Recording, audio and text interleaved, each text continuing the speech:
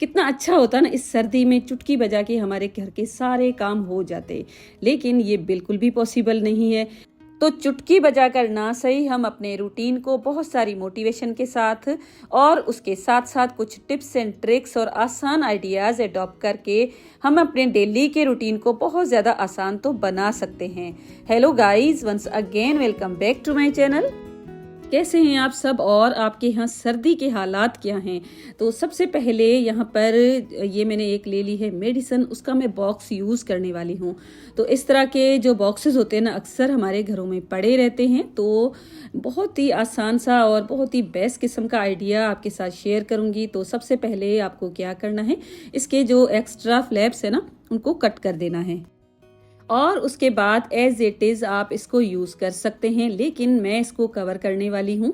मेरे पास ये एक शीट पड़ी हुई थी, स्टिकी शीट है ये, और काफ़ी दिन पहले मैंने इसको यूज़ किया था। इसका थोड़ा सा ही पीस मेरे पास पड़ा हुआ था, उसको मैं इसके ऊपर स्टिक करने वाली हूँ।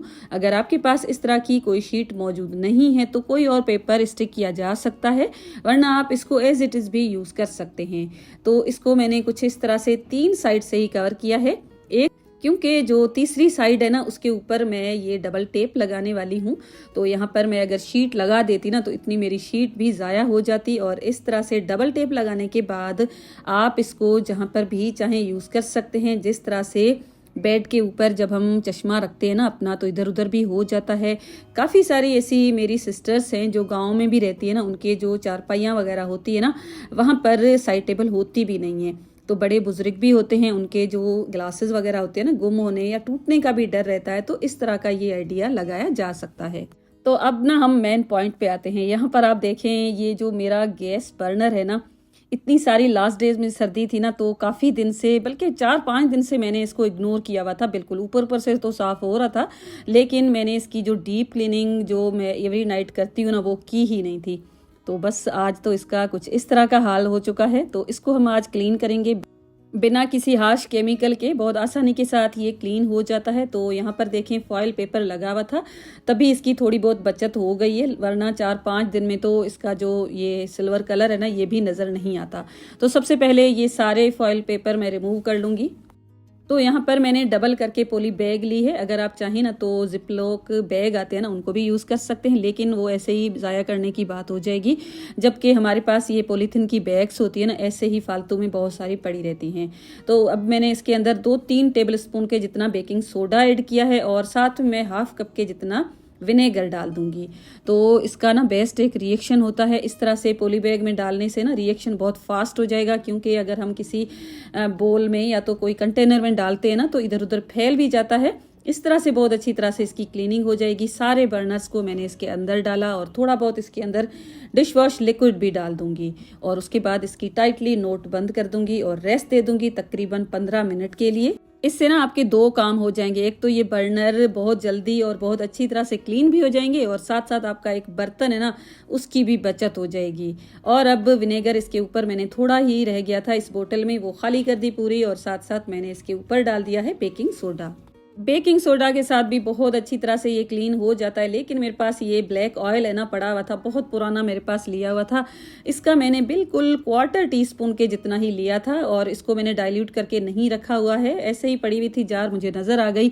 थोड़ा बहुत ये भी मैंने इसके साथ ही डाल दिया। तकरीबन 5-6 मिनट ही मैंने इसको रेस्ट दी थी, और उसके बाद जो हमारा एक हथियार है ना किचन का, वो ही मैंने ले लिया है। और बस जो रियल जो काम होता है इसी का होता है। आप जितने महंगे क्लीनर ले लें, जो भी आप टिप्स एंड ट्रिक्स फॉलो कर लें, लेकिन ये जो स्टील वूल काम करती है ना, मुझे लगता है ऐसा तो कोई भी काम नहीं करता।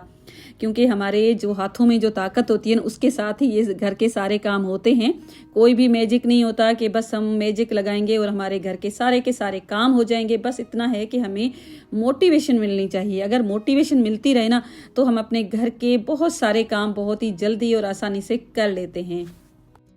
तो वैसे तो इस तरह से मेरी सारी सिस्टर्स अपने स्टोव्स को क्लीन करती होंगी, लेकिन आज मैं क्लीन कर रही थी ना, तो मैंने सोचा आपके साथ शेयर करूं इस सर्दी में। अगर आपने भी मेरी तरह छोड़ा हुआ है ना अपना गैस स्टोव, तो आपको मोटिवेशन मिल जाएगी और मुझे देख के आप भी अपने किचन की अच्छी तरह से क्लीनिंग कर लेंगे। और जहाँ पर बहुत ही हार्ड से निशान थे ना, उनको मैंने नाइफ के साथ रिमूव कर लिया था, लेकिन नाइफ मैंने उल्टी की थी, आपने देखा होगा। और इस तरह से ऊपर जो इसका ग्लास लगा हुआ है उसको भी मैंने स्टील वायर्स के साथ क्लीन कर लिया और बस उसके बाद एक मैंने टॉवल ले लिया है, किचन नैपकिन, उसको मैंने गीला किया है। सबसे पहले जो ग्लास है ना उसको मैं क्लीन करूंगी, क्योंकि चूल्हा है ना बहुत ज़्यादा गंदा होता है, कपड़ा बहुत जल्दी गंदा हो जाएगा। तो इससे अच्छा है कि पहले ग्लास को क्लीन करें और फिर दूसरा ये जो स्टव है ना इसको पूरा का पूरा क्लीन करके उसके बाद साफ कपड़े के साथ इसको साफ किया जाए। बस ये बिल्कुल नीट एंड क्लीन हो गया है और बस यहाँ पर इसको भी 10 से 15 मिनट हो गए हैं। इसको मैं खोल दूंगी। ये जो मेरा खजाना है ना इसको खोलने के बाद सबसे पहले स्टील वूल के साथ इन सबको मैं क्लीन कर लूंगी। बहुत ही आसानी के साथ क्लीन हो जाएंगे, क्योंकि इसके अंदर जो भी ग्रीस या कोई भी निशान वगैरह होंगे ना सारे के सारे सॉफ्ट हो जाएंगे। उसके बाद आपको अपने हाथों की थोड़ी बहुत मेहनत करनी पड़ेगी। मेहनत तो आपको करनी ही करनी है, लेकिन जो आपकी मेहनत है ना 70% कम हो जाएगी और बस आपके ये जो गैस बर्नर्स है ना बिल्कुल आसानी से साफ हो जाएंगे और आपका काम है ना किचन का बहुत ही ज़्यादा आसान हो जाएगा। तो बस इस तरह से पहले तो स्टील वूल के साथ मैंने इसकी क्लीनिंग की, लेकिन उसके साथ साथ एक ब्रश जो आपको बिल्कुल स्लीक सा नज़र आ रहा है ना इसको मैंने दराज से लिया था। इस तरह का ब्रश अगर होता है ना तो बहुत अच्छी तरह से क्लीनिंग हो जाती है, बहुत सारी हेल्प हो जाती है। इस तरह के छोटे छोटे से जो टूल्स होते हैं ना जो हम अपने किचन के लिए लेते हैं ना उससे हमारी किचन की लाइफ बहुत ज़्यादा आसान हो जाती है। वैसे भी घर की इतनी सारी हम चीज़ें लेते हैं, लेकिन किचन के लिए ऐसी छोटी छोटी सी परचेजिंग है ना लाजमी से किया करें। तो अब ये जो विनेगर है ना इसमें इसको मैं ज़ाया नहीं करने वाली, इसको मैं एक साइड पे रखूंगी। बाद में इसके साथ सिंक को क्लीन करूंगी और बस साफ पानी के साथ सबको मैंने वॉश कर लिया। जहां पर मुझे लगा थोड़े बहुत और स्टेन्स रहते हैं उनको अगेन ब्रश के साथ मैंने साफ कर लिया। और ये जो जाली है ना इसके ऊपर लगी होती है गिल, इसको भी मैंने साफ कर लिया। ये मेरी ना बिल्कुल भी गंदी नहीं होती है, क्योंकि मैं टाइम टू टाइम इसको वॉश करती हूँ। स्पेशली ये जो जगह है ना जहाँ पर कॉर्नर्स वगैरह होते हैं तो आपने देखा होगा अक्सर यहाँ पर ग्रीस जमा हो जाती है। एक बार अगर इनके ऊपर बहुत ज़्यादा ग्रीस जमा हो गई ना फिर आपको बहुत ज़्यादा दिक्कत आती है इनको साफ करने में। तो आप ना इसको बहुत जल्दी जल्दी साफ किया करें। तो मैं ना इसको टाइम टू टाइम क्लीन करती रहती हूँ, तभी इनके ऊपर जो हार्ड से निशान बनते हैं ना एक परत बन जाती है, वो बिल्कुल भी नहीं बनती है। और उसके बाद ये विनेगर पूरा मैंने इस सिंक के अंदर ही फैला लिया और इसको भी मैंने इसी स्टील वूल के साथ क्लीन कर लिया है। सिंक के ये एरियाज होते हैं ना ये भी इस ब्रश के साथ बहुत ही अच्छी तरह से क्लीन हो जाते हैं। अब यहाँ पर ना एक अच्छी सी टिप आपको देने जा रही हूँ। आपको क्या करना है, जब ये पूरा क्लीन हो जाए ड्राई हो जाए उसके बाद कोई भी आप टिश्यू पेपर ले लें या तो फिर रीयूजेबल टिश्यू पेपर्स जो आजकल हम अपने किचन पे यूज़ करते हैं ना वो भी ले सकते हैं, या तो कोई कॉटन का कपड़ा टी शर्ट का कपड़ा लेकर इस तरह से आप बगैर गीला किए इसके ऊपर लगाएंगे ना तो इसके ऊपर ना एक अच्छी सी शाइनिंग आ जाएगी। और उसके बाद सारे बर्नर्स मैंने वापस से लगा दिए और लगाने के बाद अब ये बिल्कुल नीट एंड क्लीन हो गया है। और आप इसके लिए दुआ कीजिएगा कि आज इसके ऊपर कोई चाय या कोई चीज़ ना गिरे। मेरा ये रिकॉर्ड रहा है कि जिस दिन मेरा गैस स्टोव इस तरह से क्लीन करती हूँ उसी दिन चाय गिरती है, ख़राब होता ही होता है। तो अभी तक तो ये सही पड़ा है। आई होप आज का पूरा दिन अच्छी तरह से निकल जाए। अब यहाँ पर कुछ मैं कपड़े लेकर आई हूँ, इनमें से कोई भी आप यूज़ कर सकते हैं। आप कोई शॉल का कपड़ा यूज़ कर सकते हैं, बच्चों के जो कपड़े होते हैं ना जैसे रोम्पर वगैरह जो फ्लीस का कपड़ा होता है वो भी आप यूज़ कर सकते हैं। कोई टॉवल, कोई टी शर्ट या कोई शॉपिंग बैग भी यूज़ किया जा सकता है। परसों मैंने आपके साथ जो वीडियो शेयर की थी ना उसमें मुझे एक कमेंट आया था, उसको जहन में रखते हुए आज मैंने ये वीडियो आपके साथ शेयर की है। तो सबसे पहले यहाँ पर मैं यूज़ करने वाली हूँ ये जो ट्राउज़र है ना इसका कपड़ा।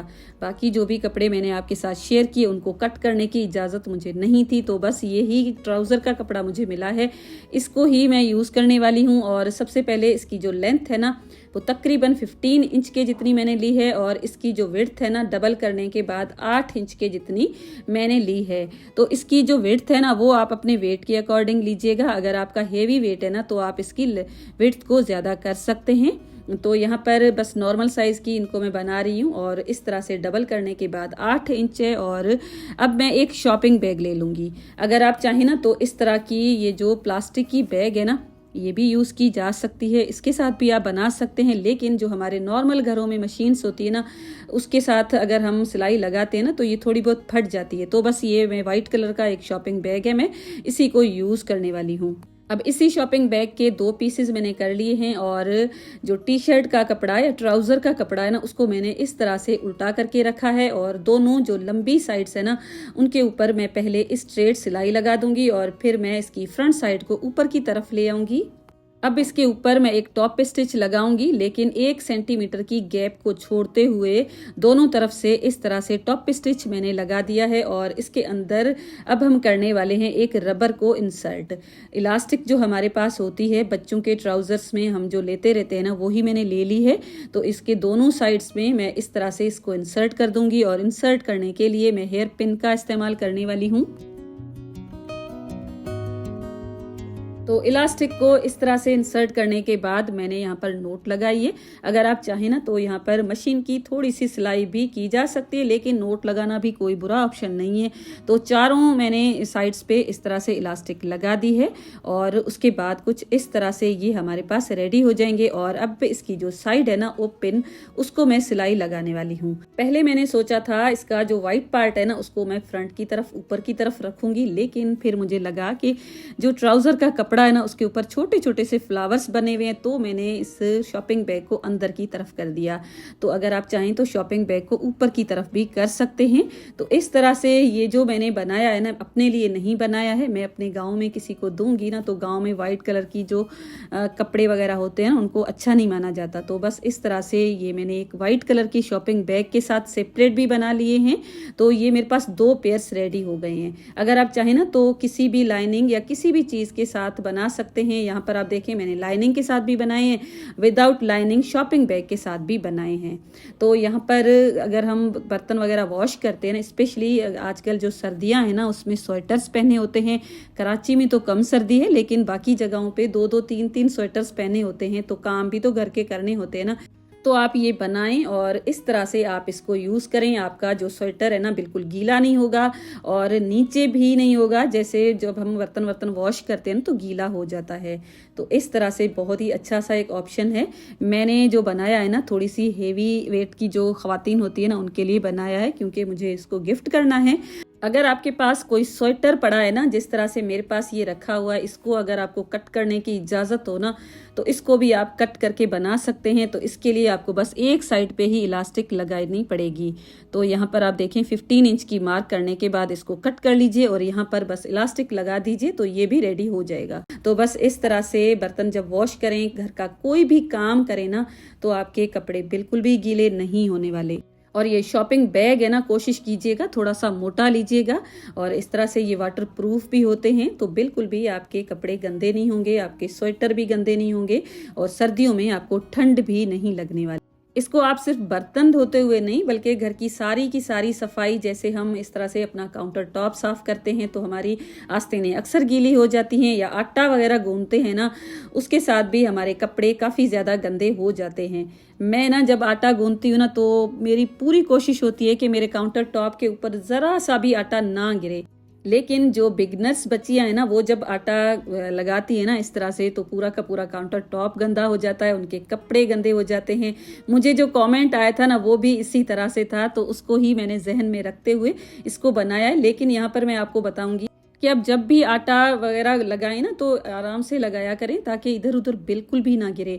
आप यहाँ पर देख सकते हैं, मैं जब आटा लगा रही हूँ ना, तो इधर उधर बिल्कुल भी नहीं गिरता है। और मैं अपने एक ही हाथ से पूरा का पूरा आटा होता है ना, उसको लगाती हूँ, दूसरा हाथ इस्तेमाल भी नहीं करती हूँ। तो आपको भी प्रैक्टिस हो जाएगी। हमारी तो अब प्रैक्टिस हो गई है इस तरह से घर के काम करने में। तो यहाँ पर आप देख सकते हैं, आटा ज़रा सा भी नहीं गिरा है, थोड़ा सा गिरा है, इतनी तो खैर है।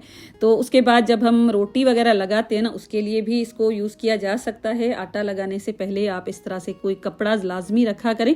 मैं जो आटा है ना, वो लगाती ही नहीं हूँ। वो इसीलिए कि ये जो मेरी एक दोस्त है ना, मेरे किचन में मेरा बहुत ज़्यादा काम आसान कर देती है। अगर आपकी बजट इजाज़त देती है ना, तो 1-2 सूट आप कम लीजिएगा। इस तरह की ये जो मशीन है ना, लेकर रखेंगे ना, तो आपके किचन की जो रूटीन, या तो कह लें लाइफ कह लें, बहुत ही ज़्यादा आसान हो जाएगी। मेरे कहने पे अगर आप इसको लेते हैं ना, तो फिर आप मुझे दुआएं देंगे।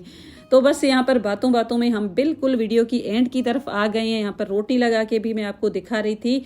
तो मैं तो रोटी जब लगाती हूँ ना, तो मेरी तो रोटी भी छोटी सी होती है, लेकिन बड़ी रोटियां बनाते हैं ना काउंटर टॉप पे, और उसके साथ साथ आटा भी लेते हैं, खुश्का भी काफ़ी ज़्यादा यूज़ करते हैं। उसके लिए भी ये जो ऑर्गेनाइज़र मैंने बनाया है ना, बेस्ट रह जाएगा। तो बस इतना ही था मेरा आज का वीडियो। आई होप आपको आज का वीडियो अच्छा लगा होगा।